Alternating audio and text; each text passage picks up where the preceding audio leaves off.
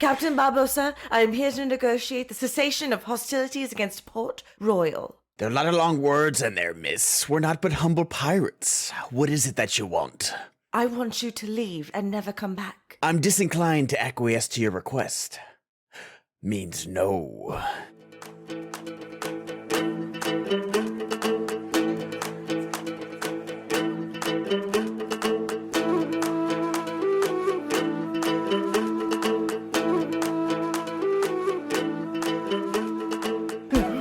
Let's go. It's very good. This, I don't like, there's what, I don't know, like 20 minutes before this moment in this movie. Sure. This is when I knew we were locked the fuck in for Pirates of the Caribbean. I haven't watched this movie in a few years. Okay. But I have said for so long, since this came out, this is my favorite live action Disney movie, and it remains with a bullet. Like, it's not a debate. There's no 1A. There's like a silver medal out there. I haven't really thought about it, but this is the gold medal by far. Yeah, like I actually don't think I could think of a.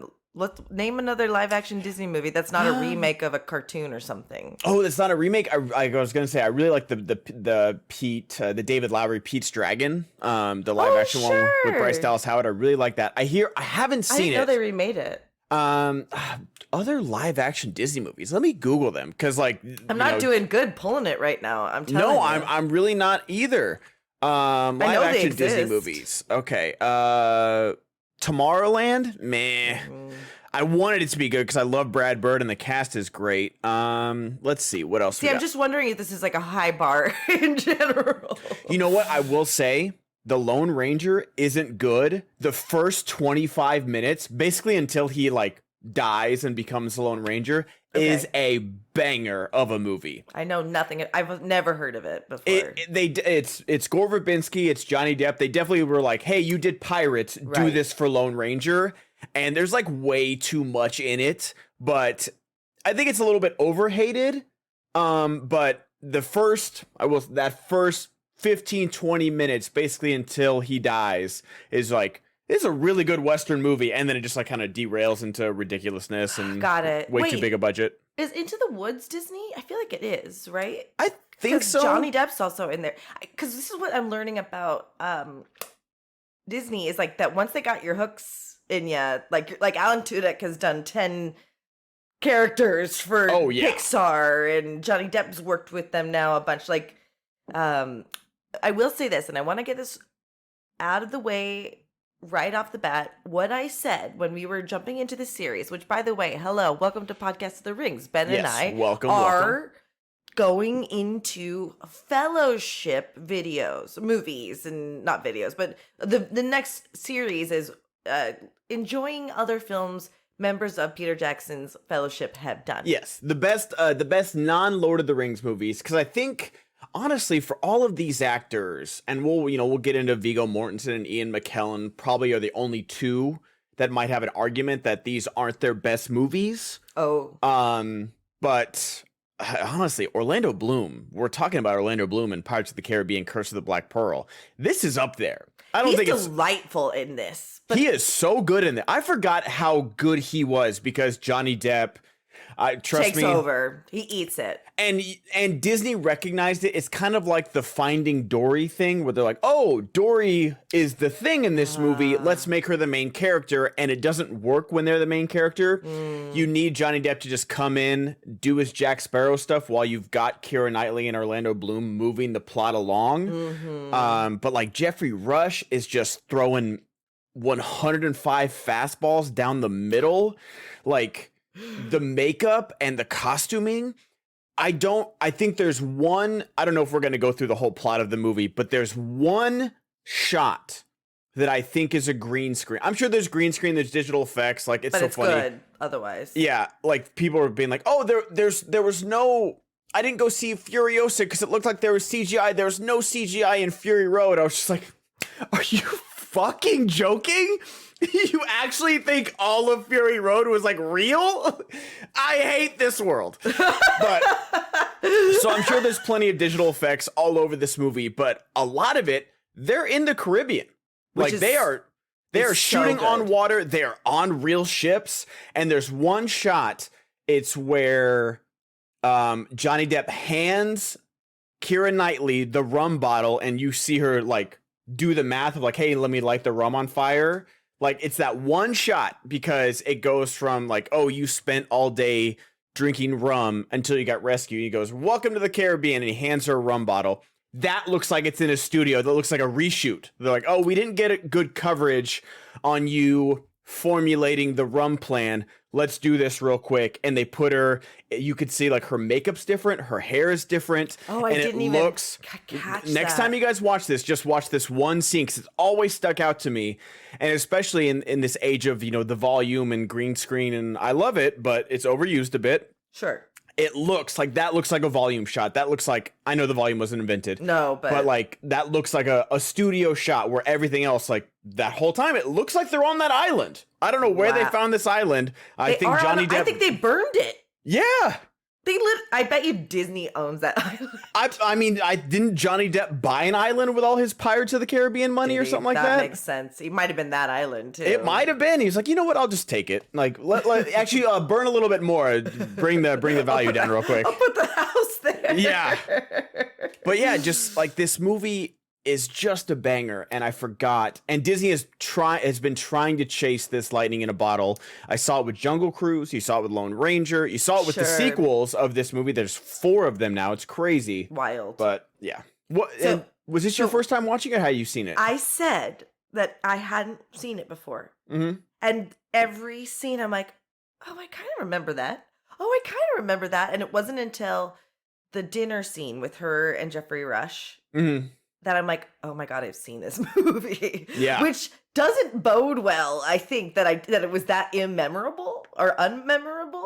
Like, do you know what I'm trying to say? I never know with you in movies though, because like how, like, you know, I was listening to our last episode where you're just like, I don't care what's in theaters right now. I was like, does Jessica like movies? Like, I don't need you to be a cinephile or anything. This isn't film Twitter. Totally. Because I listen to a bunch of movie podcasts. I'm like, oh my gosh, these guys have seen everything. Like I'm playing catch up with so much of my life with everything that I've missed.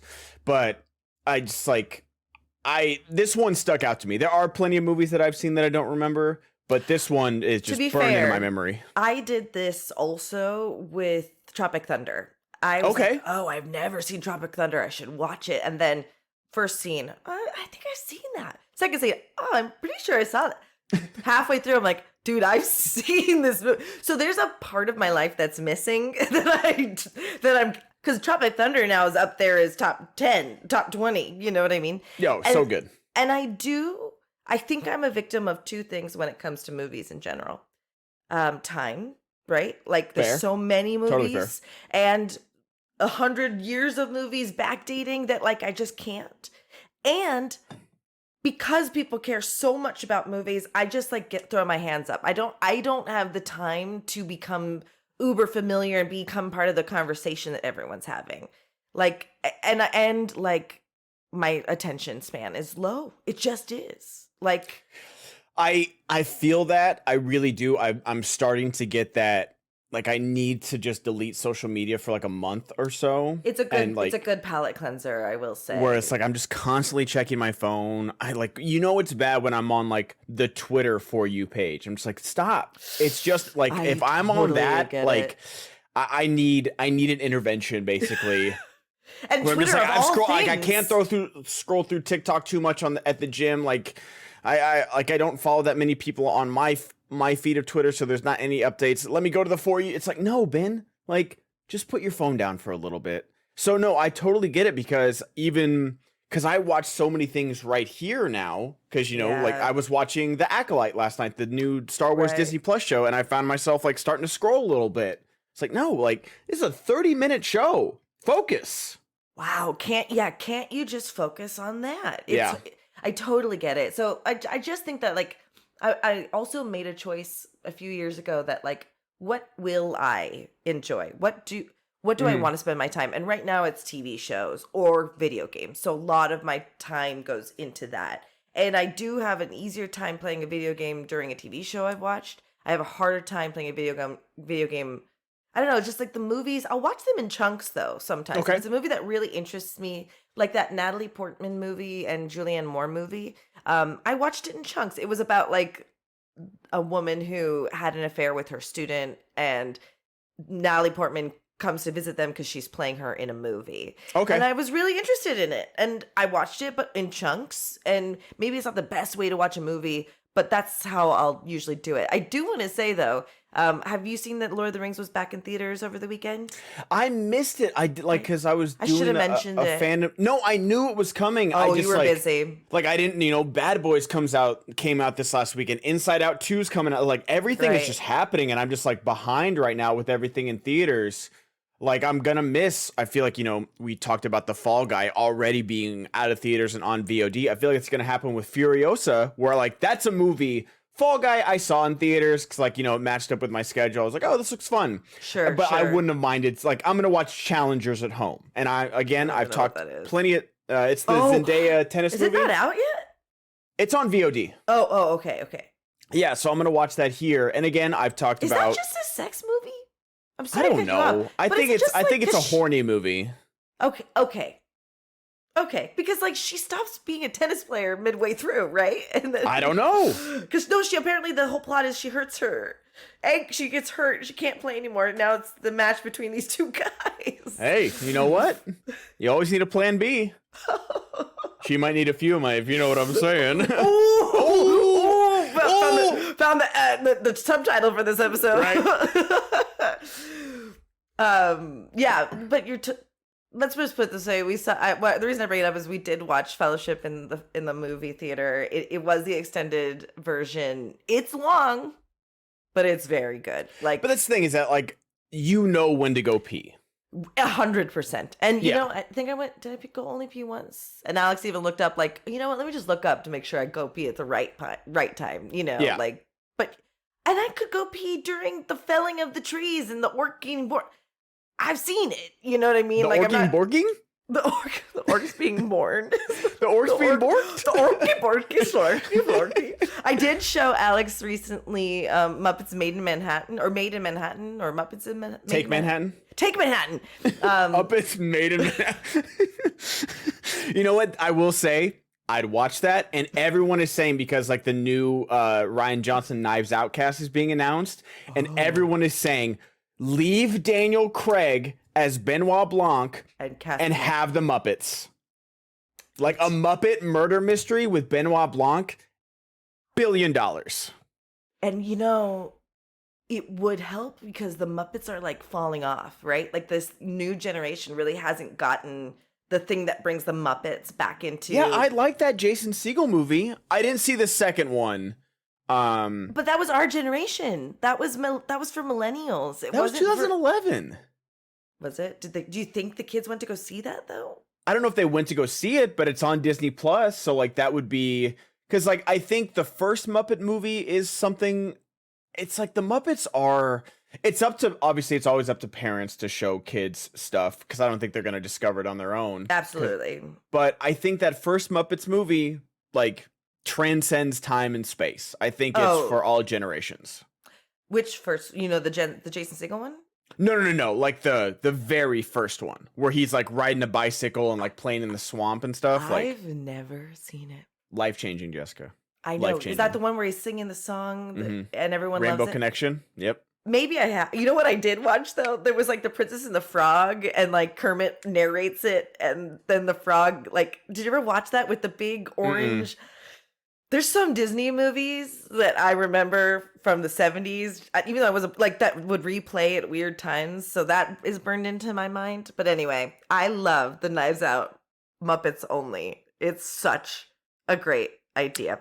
And you know what they did? They did Muppet Treasure Island, which is like Pirates of the Caribbean. I was gonna go there. You saw the wheels were turning. The wheels were turning. Let's put it this way: I was watching it, understanding that you think this is goated, right? Goated with the sauce, as kids say. The sauce. On God. On God. Sigma Riz. It's a very fun movie, and it's well done, and I find very few flaws with it. And it's pretty iconic. And I love the nods to the Pirates of the Caribbean ride. They're very fun. So the dog with the keys. Oh my Perfect. gosh. Like, it's perfect. And then the chasing the ladies in the town. yep. And there is like a little kind of real sense of danger. There is a little bit of like There's death. some violence when the pirates take over the ship at the end, that final battle, and people are getting like the dude that rings. Who is it? Where it's one of the British soldiers just gets like stabbed, and you hear it over and over and over again. No, it's like, calm down. This is Disney.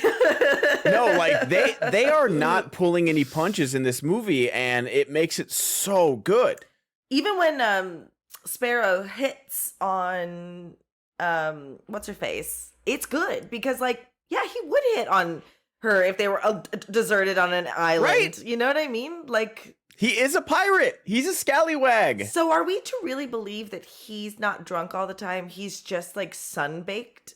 I think it's a little bit of both. It's like they go into it more in, the Oh, do sequels they? and stuff. Okay. Where it's just like there's like a moment in the third one where it's like, when you're falling out of a plane, or when you get in a car accident and you're like loose, you're supposed to, You it's pass impossible. out. No, you pass out so that Yeah, your you body pass doesn't out, hurt. so like Yeah. you don't tense up and your bones don't break. It's like that. It's like Jack Sparrow is always loose, so he just like, there's a line in the third one where he's about to do some crazy slingshot boomerang move, and the someone goes, "You're mad?" He's like, "Yeah, because if I wasn't, this probably wouldn't work." And it's that like he just has that it factor. He's got the it factor that everybody wants, and he's just that good.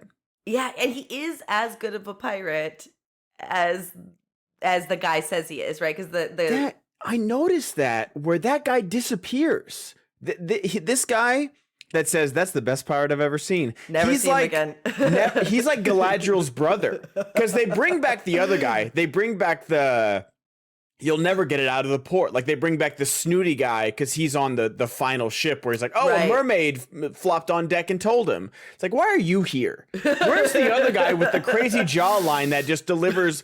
That guy belongs in Bridgerton, where he's just like, I do say that's the best pirate I've ever seen. Excuse me, sir. Stop trying to take my pants off with your one line of dialogue. He does though, successfully. He does. It's crazy. I don't know. That guy has to have some deleted scenes because he's got it, man. Or maybe he had a Me Too moment and they had to like reduce his role like they did. Something happened Bill behind Murray. the scenes. Like he like got in a fight with Johnny Depp behind the cameras or something like that. I really forget. Like I try, especially as coming from an actor perspective, I try to remind myself like someone auditioned for that one line. Yeah. Like everyone that isn't- Hundreds of people auditioned for that one line. right? Just And to then be so in many that. people that didn't get it like became extras or something like Maybe like it's or it's like what's her name? Zoe Zaldana. Crazy. What the hell? What out of nowhere? Also, I forgot. gratuitously underused. Complete like they have no idea who she is. No. If you cast this today, you don't cast Kira, you cast her. Think so? I think so.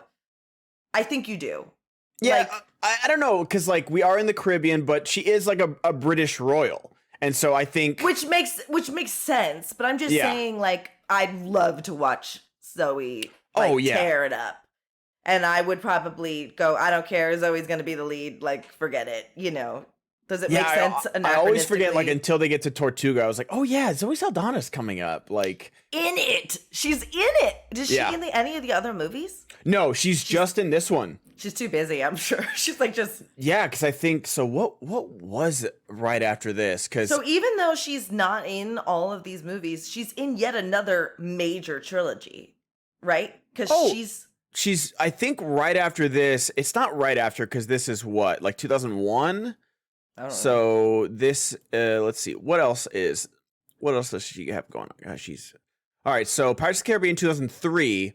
Right after this is The Terminal. So she does a Spielberg movie after this, and then kind of is working, but nothing crazy, basically until Star Trek. She has Star Trek and Avatar the same year. But she was working on Avatar for some time. That's the thing, too. like, you know, like she had other stuff, but it looks like, yeah. So Avatar is like at least 3 years, and then after Avatar and Star Trek, same year, is just to the moon. Yeah, she is the biggest star without like insane celebrity, right? Like we don't gossip about her. We don't shit talk her like we do Scarlet. But she is got to be one of the most successful stars out there with a private life. Yeah, I can't remember what year Oscar it was, but it was like her and The Rock came on stage, and it was like two of the highest grossing actors, and it was her and The Rock. Yeah, no, I believe it. But like, you just think about how little drama surrounds that woman, and it's so great. Yeah. Like I kind of love that for her. So when we're thinking about like this in terms of our fellowship, right? We've got Orlando. By the way, I should just say this. I love Keira Knightley. I really do. I think she's excellent. No, she's great in this movie. And she's great in this movie. Yeah. Yeah. I love her version of Pride and Prejudice. So like she also just has a special place in my heart because she's my Elizabeth Bennet. She is like one of those actors that like it's hard to cast her in modern day stuff. She was made to play, I feel like she was born to play like Regency era things. She certainly fits really well into it, for sure. But yeah, then she does have like this class. I mean, she's great in for I don't know if great's the right word, in Love Actually. She's beautiful and what? I hate that movie with a passion. Of course, most people do. I have nostalgia love for it. If that helps. That's one of those movies that I missed when it was coming out. So like when everyone, 10 years later was, oh, Christmas movie I watched it. I was like, it's awful. Trash. It's trash. It's trash. Now go back, or don't watch that, but watch this director's movie about time. He makes So Ben is, don't get for me those started. who just listen, I know it's don't get me started. We could cry just talking about it. Let's just cry now and get it over with. Like, he makes all Love Actually so that the studios would let him make that movie. What a film. So if we need Love Actually to Martin Scorsese would say. What a picture. If we have to suffer through Love Actually to get to About Time, it's worth it. Fair. Absolutely fair. So Orlando just, I think, solidifies himself as not just another pretty face. Because he's actually acting really wonderfully in this. And what a year, this same year. I know, like, he's well done and wrapped with, Lord of the Rings by this time because they were all shot at the same time. But, like, 2003, this and Return of the King, like, coming out in the same year. Like, slay. Stupid. Wow. Stupid. What was the release date? This had to be a summer blockbuster. Because I think it was like jarring. Yeah, July 9th. Mm-hmm. It was jarring to like not see him as a blondie. So Alex and I did start Game of Thrones because I need my fix. And for those of you that don't know, if you're part of our Patreon, you get exclusive access to our House of the Dragons podcast, which in hindsight, I'm realizing we should have called it Podcast of the Dragons. And then done the Game of Thrones one as Podcast of Thrones. And we can always rebrand. Or is it good that it's bad? Because House of the Podcast is bad. But is it bad good? You guys tell us. So I'm just like craving it. And it's hard to see Emilia Clarke as not a blonde until you see her in real life. She really does look like a Targaryen. But like, now that I know Orlando and I have like more perspective, he's such a good brunette. And he's so good at this. It's a really natural next step from, and you know what I'm going to say too? It makes me sad that he's not a bigger star doing more work now. Yeah, I don't know if that's like, it's almost like the Keira Knightley thing where they're good in like these very specific things. Right. Like it's true for a lot of actors where they need the right director. They need to find that niche where because when they're good. And then when they're not, they're just not. And it's really unfortunate. Is he not good in some other things? What is it? Like, is it Elizabethtown that I watched that he's not very good in? But is he trying to do an American accent in that? Because that's rough. Are you looking at Penguin? Yeah, I got new sheets last week, and she is going absolutely crazy about it. She doesn't like it, or she does like She's just like grabbing them and like playing with them, like totally having zoomies right now. But just like, not that he's terrible in anything, but just the charm factor isn't the same. the charm factor just isn't there. So much so that, you know, when he does Troy, well, and he's Paris, and he's like this sniveling little weasel of like, oh, I love Helen, but I can't fight my own fights. And it's like, wow, you have spent the last 4 movies, whether, you know, Will Turner's still learning, but Will Turner's a badass. Like, he's fighting 3 pirates at once, you know? I love the line where he's like, in a fair fight, I'd kill you. It's like, well, that's not really reason for me to fight fair then, is it? Like, it's so perfect. Like, but... And then, you know, Legolas goes without saying, and then he goes to Paris, and it's like, oh, wow, you can play this, too. This is so good. And it says a lot about him as an actor that he would take that role as well. Sure. But that's the problem, though, because that's not how we see him, we see him as someone capable but sweet, right? So we don't want to see him as someone who isn't capable and is also kind of a jerk. Like, Casting is everything, and movies are successful when the actor is playing what sort of brand and type we see them play, you know? Yeah. Let me use this as an example. Okay. Jim Carrey. Yes. I was thinking about this for some reason today, apropos of nothing. He is the guy who thinks he knows better and is given a superpower or given something, and then like has to learn a moral lesson, and then he becomes nicer. Let's think about like Liar Liar, right? Mm-hmm. He's like too capable and then gets knocked down a peg and is humbled, and we like it when he's humbled. He's humbled in Bruce Almighty. Mm-hmm. Right? He gets this superpower. Even in Truman Show, he's the star but needs to become free of that. But then you put him in Cable Guy, where he's a psychopath with no redeeming factors. It doesn't do well. Yeah. Right? It's because it's not the way we like to see him. So if you're putting in Orlando as this like sniveling little brat or whatever, or entitled, that's really not like his branding that's accurate. So it could make sense. Maybe he wanted to probably stretch himself as an actor, but it didn't work for him because we don't want to see him like that. I understand what you're saying. I think the movie, like, Troy's not a great movie. It's a very fun movie. But it's not like on the, you know, this level, Pirates or Lord of the Rings level. But I think he does well in it. He plays his part well. But it is like, I think he did have trouble, and a lot of actors have trouble after huge franchise successes of not being, hey, that's Orlando Bloom. Like, and that's the thing, is that Star Trek especially, actually. Yeah, and like, I don't think you're getting too much when you cast Orlando Bloom. Like, you're getting, and that's like, you could say that about a lot. Keanu, Tom Cruise, even actors like Denzel, who he can still open a movie. Denzel is tier 1, right? Like, border in the conversation of greatest of all time.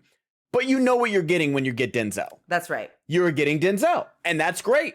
But you can get Roman J. Israel Esquire, or you can get Malcolm X, or you can get, the cop from Training. Yeah, I can't think of his name. Sure. So, but like, you're going to get Denzel, and there's just not a lot when you don't have the charisma or like the chops that Denzel has. You get Orlando Bloom, where it's not bad, but his charisma is riding on it. Like, so this is what my actual opinion of Johnny Depp is too. I feel like he's really good at directing his charisma to do the job for him rather than be a good actor. He's kind of got the Nick Cage factor, where sometimes Nick Cage is bad, but sometimes Nick Cage is wonderful. And it just depends on how he's applying his charisma, genuinely. Yeah. And I do think Johnny Depp's in the pocket here with Jack Sparrow. It's just like wild how good he is in this movie. But like, here's the thing. He was nominated, wasn't he? I actually have no idea, but I wouldn't be surprised because it's fantastic. His performance is fantastic. Yeah. You could write it off as one note, but it's not. There's a lot of layers, and there's times where he could This what I realized when I was watching this. There's times where he could steal the scene and he doesn't. No, he yeah. lets the movie be. And I really like that. And that's probably good directing and it's probably just like how it's written, but he just like sometimes throws the line away and it's the right call because it's just enough, right?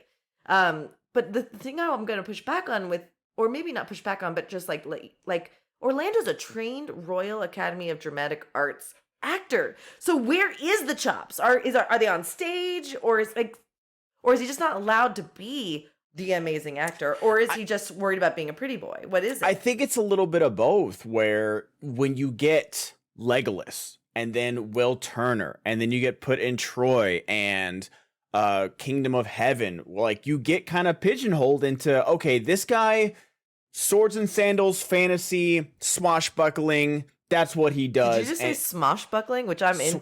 Swashbuckling. Swashbuckling. I knew that was swashbuckling is funny. Swashbuckling, yes. But like he got pigeonholed because of the projects that he was offered and the projects that he took. And I don't think he made any mistakes. Like, I mean, they're all different levels of success, but even, like Troy or Kingdom of Heaven, like, which aren't as successful as these, obviously. Right. Ridley Scott, Edward Norton, Jeremy Irons, Brad Pitt, like the cast and crew of these movies, like who wouldn't take this? Right. Like, absolutely. This is a meat pitch down the middle in a home run derby, and sometimes they just hit a line drive double instead, and is it baseball season? Is that why this is your second?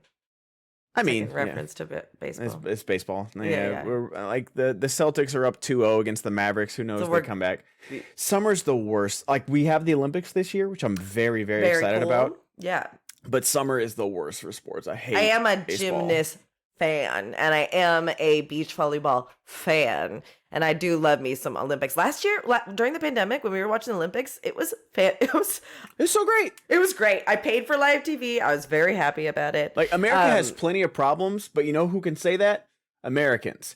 Can't say it. Any of you non-Americans, all right? What's a kilometer, baby? Join us on this is our continuing descent into right-wing Ben. He's really paving pro-patriot podcast, okay? Oh Jesus, no. I do actually love baseball. I played softball, and I'm one of those people that can like sit in the outfield and really enjoy a game because you have to be an active participant in a baseball game rather than just watching a basketball game. Does that make sense? Like you have to go, oh, watch this person do this, and like otherwise it will be a boring sports game for you. Yeah, like I don't know. I love baseball. I will watch baseball playoffs because when bottom of the ninth, man. Like I'll never forget, when the Cubs won their last World Series, like in 2016 or something. Amazing stuff. I was glued to the TV, and I wasn't a fan of I'm not an Indians or Cubs fan, but it was like one of these teams is going to break the curse. But just like I didn't realize they had a curse too. Well, I don't know if the just a bad Indians streak. had a curse, but it was like the Cubs hadn't won it for like 100-something years, and the Cleveland hasn't won it for like 80-something years or so. Like it was like a drought is going to end tonight, right? Yeah, but just like when it's game 70 of 162 in mid-June, I'm like, who gives a shit? 100%. It's all about just going and having, peanuts and hot dogs. Yeah, the dollar beer night, dollar glizzy night, something. Glizzy. I know. It's so good.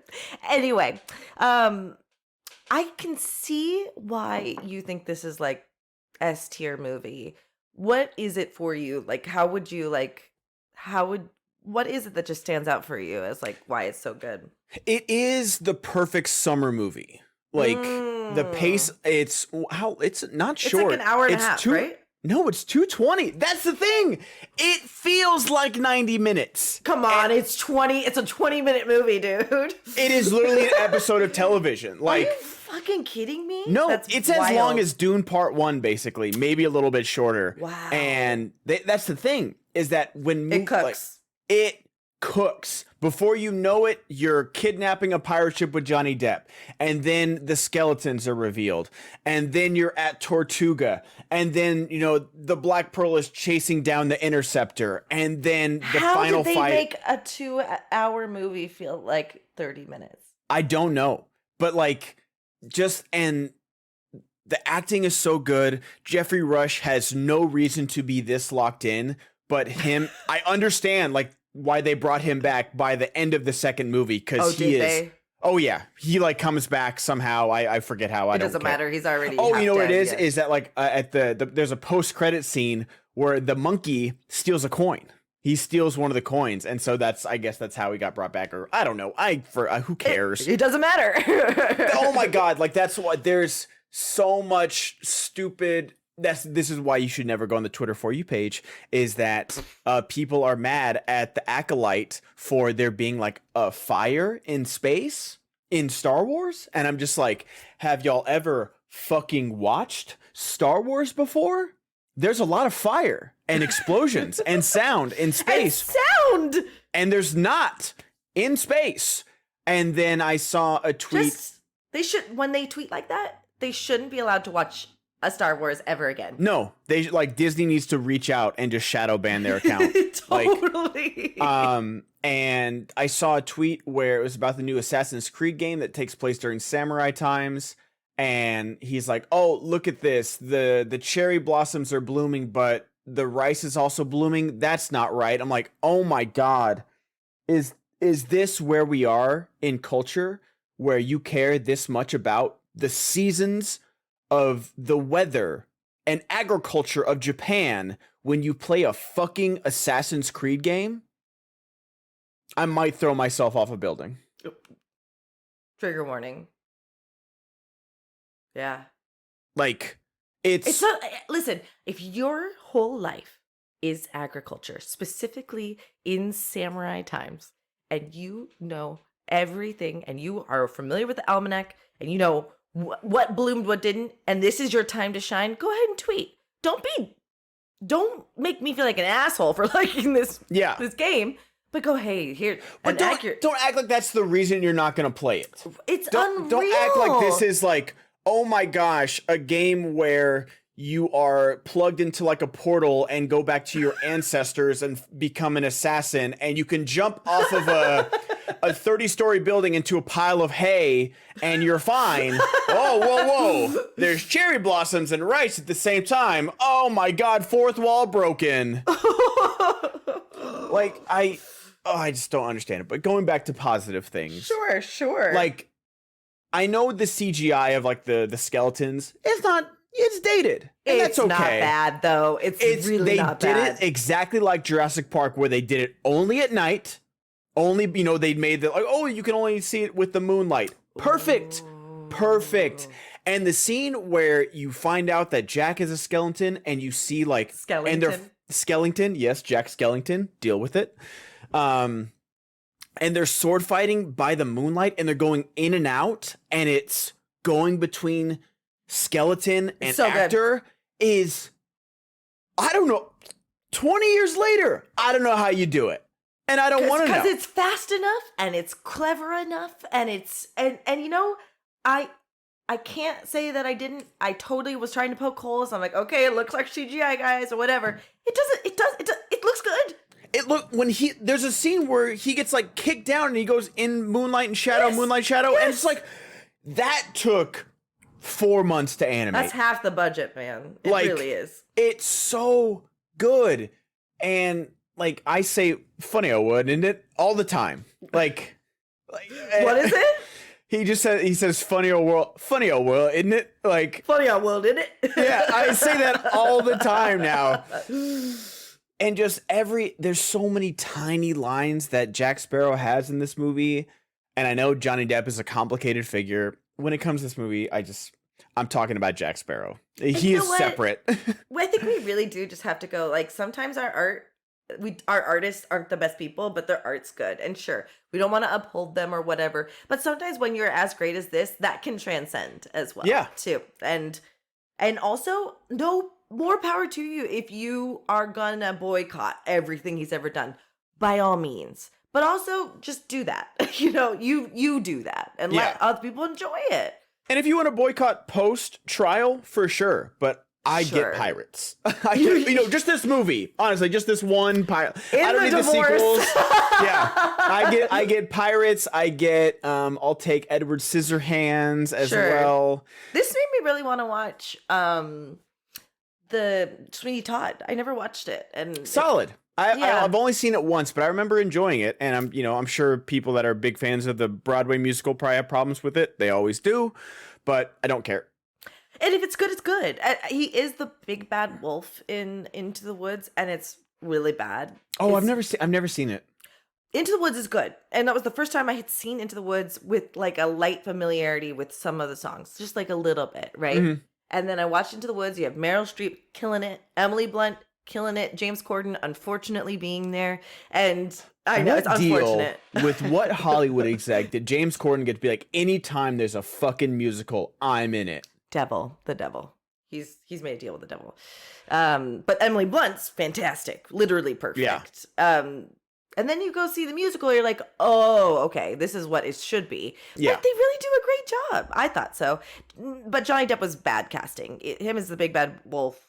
It's also like, it's gross. The big bad wolf is basically like a metaphor for raping a young woman. Like, it's not good great. Lord. Oh, yeah. But this is also Sondheim we're talking about, too. So yeah, the Into the Woods kind of lost some of its teeth because I do think it's Disney, and they kind of couldn't be like, although it is weird because she is an underage woman. Red Riding Hood is supposed to be played by an 18-year-old who is new, and they did it on stage, I should say. Yeah.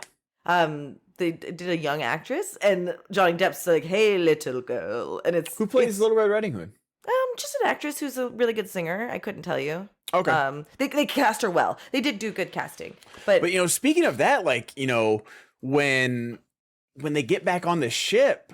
When they look at you doing good segues. Good job. See. Nah. When they blow up the interceptor, and he's like, "Welcome back, Miss Swan. You took advantage of our hospitality last time. Now it's only time to return the favor." And he like throws her to the crew.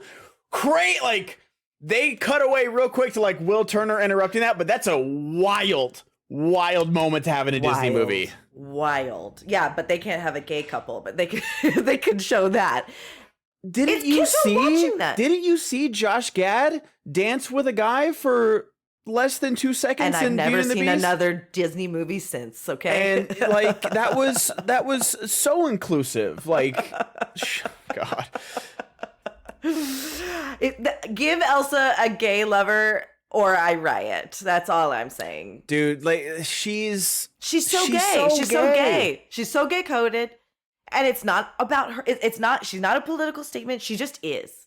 And let her be gay. Let her be gay. Let her be gay. Like nothing will change about everyone's love for Elsa. I promise you. No. Promise you. And it's so awesome that they didn't give her a love story up to this point, because that's not what her growth pattern has been, right? No. The whole thing has been, you don't need a man or person to complete you. She completes herself in the second movie. It's brilliant. You know what I mean? Yeah. I remember being in the theater for Frozen 2, and I didn't see Frozen until I remember I had a girl over, and she wanted to watch Frozen because she had a sister and she really connected with it. And I was kind of, and to be honestly, it was after Let It Go had already been overplayed, even though, oh my God, what a banger of a song. It has been reclaimed in my life. Right? Oh no, I get it. It is just the Gotcha song coming back, right? Kind of like we hated that song at a certain point. No, things get overplayed for a reason, because they're very catchy or they're legitimately good music. But like, I remember watching it and I was kind of like, I thought it was fine, and she got very mad. But then I remember like being in the theater, and Josh Gad showed up and like introduced the movie for us, so that was really fun. And then I was like, what is happening right now? I am about to cry at Frozen 2. And I know there's like, flaws in the story, like whatever. It's not perfect. It's not perfect. No movie really is. But just like the animation was so crazy. The story, like the moment where it's especially like on an IMAX screen where it's just this huge shot of Anna crying alone in the cave and then do the next right thing. I was like, what is happening right now? And Into the Unknown is better than Let It Go. I will die on that hill. It really is. It's genuinely a more complex and interesting song. And it's like what they decided to do with Frozen 2, I will never understand how much. I was like, whoa, this is happening and this is really good. And I got to see it at the Alamo Draft House. And I didn't realize I was doing like this murder mystery thing in celebration for Knives Out, or the second one, or something. No, the first Knives Out. One, yeah. And Ryan Johnson had just been there. I didn't know this. I know. But then because we were there doing this like event for them, they're like, here's, you want to watch a movie? And Frozen 2 was there. I was like, I'll fucking watch that movie. And with, their amazing popcorn in the tin bowl, I was crying. It was great. Yeah. And I related so much more to, I related to the first movie because of my sister too and all that. Like, yeah. But God, did I relate to Elsa this time around, and Anna, totally. Anyway, we love pirates. We got it. We figured it out. Orlando is wonderful. He's also got a documentary right now where he's like Orlando Bloom against the world. Like he's like going on like a travel climbing thing. So I kind of want to see if that's something we might want to watch. And just a reminder, we're like treading water in this series while we're waiting for Rings of Power to come about, which is really exciting. I also want you to share, you tweeted at Podcast of the Rings, but we didn't know War of the Rohirrim was an anime. I didn't know that, and I cannot tell you how much more excited I am. Because I didn't there's so many different styles of animation, 3D, CGI, 2D, like all these different things. And it looks so it's one shot. I love it. I think it looks really good. I'm so excited for whatever the story's going to be. Like I knew I was going to watch it no matter what, but the hype is so real. It couldn't be a better crossover for you, and I'm really interested to learn more from the creative's perspective to make this choice, and I'm looking forward to it. What are we going to watch next in this Fellowship series, and is it going to be Eternal Sunshine of the Spotless Mind? But you didn't we're ending the podcast. You haven't really even said how you feel about the movie. Not that I can think of. Like you said, you didn't remember it, and it didn't bode well for it, which. Passive aggressive much? I'm just saying, sure. But you didn't say as you were watching it, what were your feelings on it? Well, I thought I did say it did cook, right? It cooked. I'm amazed that I watched a 2-hour movie that felt like it was an hour and a half or whatever. Yeah. So I think I actually would watch it again. Let's put it that way. Because it is enjoyable. I want to catch the quips again, and I want to know it better. I will remember that I watched it more now because I did enjoy it this time around. And I'm making it sound like I didn't. I genuinely enjoyed the movie. I really did. I'm glad we watched. I was excited to do this thinking I hadn't seen it. And I was like, oh, I could watch a Pirates movie. You know what I mean? Like I knew I could. And I'm glad we did. And it was good. I just don't think it was groundbreaking or let me talk about how profound this film was. But yeah, I wasn't evading the question either. Jesus Christ. Make me the villain of the episode. You are the villain of the podcast. We all decided this. We know that. It's fucking true. I love Keira Knightley. Zoe Saldana, sadly underused, but really funny that she's there. Really good moments that they also let land, like when he's trying to get on the ship with the two guys that are no civilians or whatever. That goes on way too long, but it's good exposition. But it's such good exposition, and this is what I'm talking about. Meaningful exposition. The two random soldiers, when they go onto the ship and they shake hands before they start fighting the skeletons, you're like, you know what? That's good stuff. I hope they make it. I ship them. I really do. We didn't even talk about Jonathan Pryce as the dad, who's so good. He's so good. And Captain Norrington, who's an antagonist, but you see where he's coming from. Is it weird that he was a full-grown man with a child Elizabeth on his ship? No, and then not that time. And now asked to marry her 10 years later? Yes, It's a it little is. weird. It's a It little is, weird. but not that era. Not that era. But You like, really have grown into a beautiful woman. Stop. yeah, it's a lot. But just at least he's not a bad guy, right? he's not a bad guy. And then if you ever watch the sequels, he's in the sequels as well, and he does as a good guy. It's kind of the same thing where like they're always all betraying each other. They're all like the waters get a little murky and stuff like. And the last one is 3 hours long, and that one you do feel the length of it for sure. Why? I don't know, man. People defend, and it's very successful movie. But just like I don't know, there's highs and lows of the other two movies. There's mostly lows of the fourth and fifth one. They're not great. Because Sure. the fourth and fifth one don't have Will Turner, they don't have Orlando Bloom or Keira Knightley in it. Oh, sure. Which is tough because you need them. Like they definitely try to replace them with other people, but it doesn't work. Yeah, I will say this. I'm going to cosplay as Keira Knightley in the bloomies and the jacket because that's an amazing outfit. It's really good. It's a great outfit. And I'm just sad we didn't get more of her swashbuckling. I wanted get in the sequels. More. Watch the I sequels. know it. And I will say it made me want to watch them to get them, but I want it in this. Because she's a fucking badass. Because they even say, like, you're crazy like he is. Yeah. No, go ahead. Finish your point. No, that's all. I'm just saying they allude to her being, like, as capable as Jack Sparrow, and I just wanted a little bit more of it. That's all. But I think that they do a good job within, like, she's an I almost said Aristocat because Disney. Of course, she's an Aristocat. I remember. It was like an episode of like Boy Meets World. Where like, why'd you invite the aristocrats over? And I was like, it's Aristocats, sir. I know. Even when the movie Aristocrat came out, I was like, what? Yeah. You spelled that wrong. But like, you know, the way she learns to, you know, burn the rum for a signal. Very smart. The way she throws the boat at the skeletons. Very smart. Like, I think within her life means where she's thrown into this thing of like, whoa, this is... Because, you know, when she says, oh, you're the governor's daughter, that's why they're here. It's not, but she thinks it's about her, and she, like, kind of oversteps a little bit, and then it's like, oh, I realize what I'm in for. But even in that scene, the dinner scene, like, she grabs the knife. She's ready to kill Barbossa. She does kill Barbossa. He's just an undead, immortal skeleton curse being. So, like, but I like the line. It's like, oh, so after you killed me, what was your plan next? Like, I love, like, just Jeffrey Rush is so good. I know, but yeah.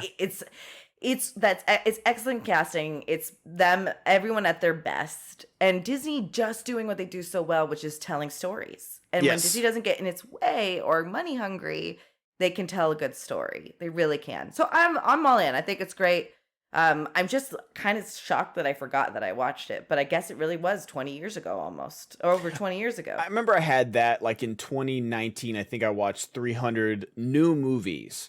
And a lot, like, I think a good handful of them were like, oh, I've seen a lot of this on TNT. That happens too, but for sure. I've never sat down. Like, I think one of them was honestly like Silence of the Lambs, where like you see it all the time on TBS, but I've never sat down and watched this full uncensored movie. Shawshank, I did that with. Oh, God. Shawshank owes all of its, like, I know it was nominated for 1 million Oscars, Sure. but like it owes 50% of its success to cable television. Of course it does, but that's why it's on cable television too, right? Like almost every Comedy Central movie is like that. So sometimes you just don't catch the whole thing. But like Princess Bride, until I finally made myself sit down and watch the whole thing, I had never watched it all the way through from the beginning to end. You know what I mean? Movie. Great movie. Also great. Anytime I watch that movie, I'll never understand how, like you asked Orlando Bloom, I'll never understand how Carrie Elwes isn't like a household name. I know. How he at least didn't have like 5 years, you know, like a 5-year run of like, this is the guy. He did, though, because he ended up doing Robin Hood Men in Tights. And then he was in Glory with Denzel. Yeah, but he's so he like kind of the had a similar fourth lead Orlando. of that. No, I know, but he kind of had an Orlando trajectory. You think of him. No one thinks of him when they think of Glory. They think of Denzel winning his Oscar. They think of Matthew Broderick being terrible, and then they think of Morgan Freeman And then they're like, oh yeah, Cary Elwes wasn't that as like the fourth white guy. I know. I just think of like, I just forget that like he also tried. They tried with him. You know what I mean? They definitely tried. It's just so crazy how dashing and gorgeous and charming he is in that movie, and just like it's so good. It's you just could so good. recast and redo Princess Bride. I wouldn't suggest it, but you could do it with I had Orlando. I think I had an old recasting from like 2015 where I think I made Henry Cavill as Wesley. Really? This was like right after Superman, so maybe it was Sure. like 2013, 2014. It was Henry Cavill as Wesley. I think I had Daisy Ridley as Princess Buttercup. Oh, that's interesting. I think I had Rory McCann, which is the Hound, which is if you started watching Game of Thrones, as Andre the Giant.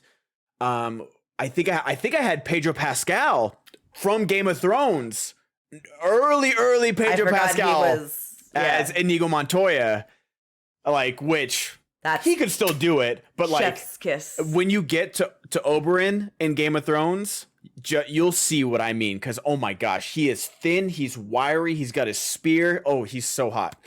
Who did I had? I think I had Key and Peele as the Billy Crystal character, the Max the Magician. I think that would have been really funny. That was brilliant. Very good. I can't remember who I had as the Wallace Shawn character. I can't remember Wallace Shawn or Humperdinck. I can't remember who that was, but I had Jacob Tremblay as the kid, as the Fred Savage. Is it Fred Savage or Ben Savage in the movie? I can't never remember. Ben Savage. It's Ben. Okay.